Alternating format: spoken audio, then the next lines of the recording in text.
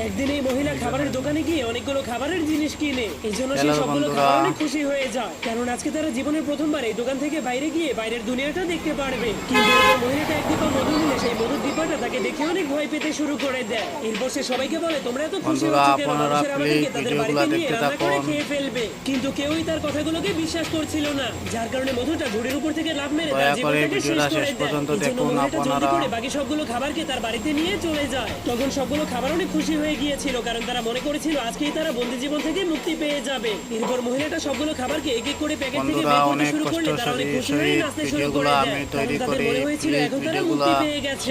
এরপর মহিলাটা একটা আলুকে পানি দিয়ে ধুতে শুরু করলে সবগুলো খাবার মনে করে তাদেরকেও এভাবে গোসল করানো হবে। কিন্তু যখনই মহিলাটা সেই আলুটাকে ছিলতে শুরু করে, তখন তাকে দেখে সবগুলো খাবার প্রচন্ড ভয় পেয়ে তাদের পেটের মধ্যে মুতে দেয়। এরপর মহিলাটা সেই ভিডিওটা কেমন লাগলো প্লিজ কমেন্টে জানাতে ভুলবেন না। টমেটোকে মাঝখান থেকে কাটার পর একটা জীবন্ত ফুলকপিকে